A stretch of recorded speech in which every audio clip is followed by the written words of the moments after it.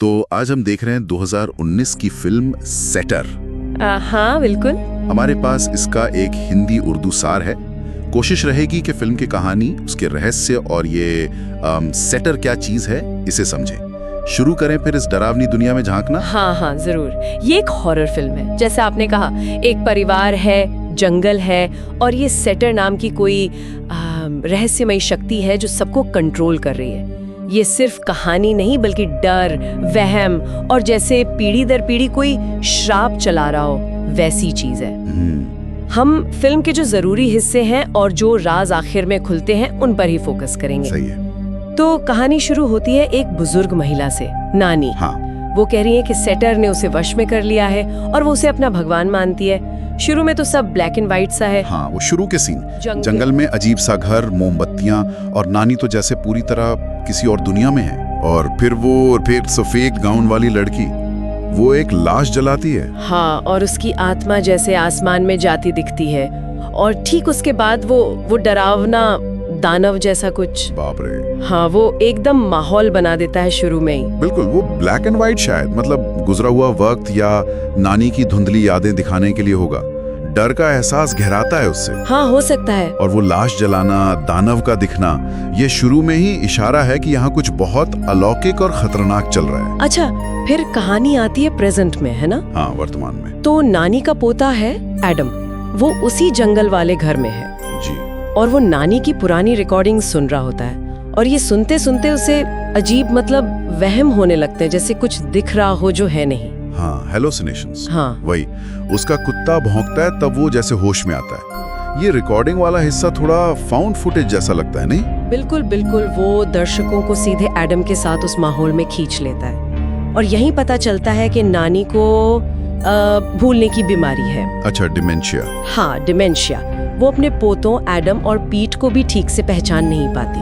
अरे। वो कहती है कि सेटर उसे रास्ता दिखाता है और वो उसकी बातें एक डायरी में लिखती है। अब यहाँ कंफ्यूजन बढ़ता है, ये सिर्फ बीमारी है या सच में सेटर का असर है?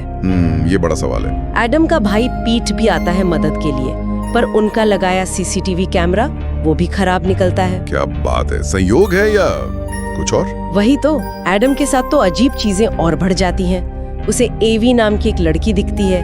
केबिन के बाहर कोई फुसफुसाता है। डरावना है ये तो। और हद तो तब होती है जब हिरण का मुखौटा पहना एक आदमी वो उसकी खोई हुई तस्वीर लेकर केबिन में घुस आता है। अरे बाप रे। सच में। और ऊपर से नानी की रिकॉर्डिंग में आवाज आती है, चेतावनी कि सेटर उस तक पहुंच गया है। यहीं पर वो, मतलब फैमिली कर्स वाली बात सामने आती है। फ्लैशबैक में दिखता है कि एडम की माँ भी सेटर के असर में थी।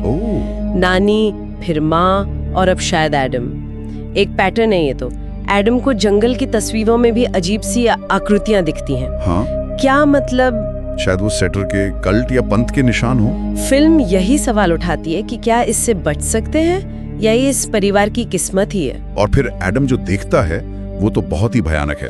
क्या देखता है वो? वो एवी को देखता है। वो हवा में उड़कर जा रही है, जैसे उसकी बलि दी जा रही हो। ओह गॉड। वो डर के मारे कैबिन में भागता है, छिपता है, लेकिन सेटर के पंथ के लोग वो वहां भी पहुंच जाते हैं। फिर वो भागता है और आखिरकार उसका सामना होता है सेटर से। अच्छा, कैसा दिखता है सेटर? एक डरावना सा बकरी जैसा दिखने वाला प्राणी। हाँ, बहुत भयानक। और इसके बाद एडम गायब हो जाता है। गायब मतलब कहाँ गया? पता नहीं, बस गायब। अच्छा, एडम के गायब होने के बाद उसका भाई पीट, वो बहुत सदमे में और अपराध बोध में चला जाता है। हाँ। अब कहानी का फोकस उस पर आ जाता है। कुछ टाइम बाद एडम की बहन आती है, डेबोरा। हाँ। जिसका जिक्र पहले हुआ था कि वो भी गायब है। अरे हाँ, वो भी गायब थी। हाँ, वो पीट और नानी से मिलने आती है और उसे नानी की वो डायरी मिलती है, वो रहस्यमयी डायरी, और वो उसे पढ़ती है। अच्छा, फिर पीट क्या करता है? पीट अपने भाई को ढूंढने निकलता है।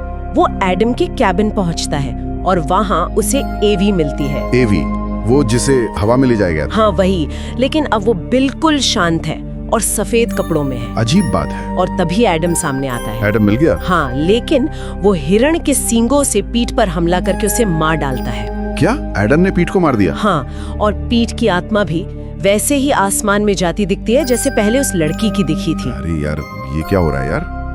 मतलब कि आत्माओं पे कब्जा कर लेता है। आत्माओं पर कब्जा? हाँ, मरने के बाद वो आत्माएं सेटर के पंथ का हिस्सा बन जाती हैं, उसके लिए काम करती हैं। एवी और एडम दोनों अब आत्माएं हैं। ओह, तो वो इसलिए सफेद कपड़ों में थी? बिल्कुल।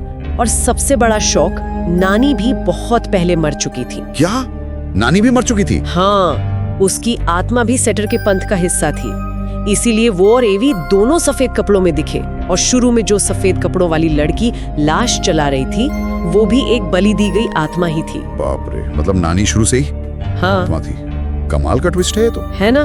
तो अंत में बेचारी डेबोरा अकेली बचती है जिंदा। हाँ, लेकिन ज्यादा देर के लिए नहीं। उसका सामना होता है एडम, पीट और एवी की आत्माओं से। Oh no. और वो लोग उसे जिंदा जला देते हैं। क्या? पूरा परिवार खत्म? हाँ, और पोस्ट क्रेडिट सीन में तो नानी के घर पर पूरा परिवार, एडम का कुत्ता भी शामिल है, सब आत्माओं के रूप में मौजूद हैं। कुत्ते को भी नहीं छोड़ा?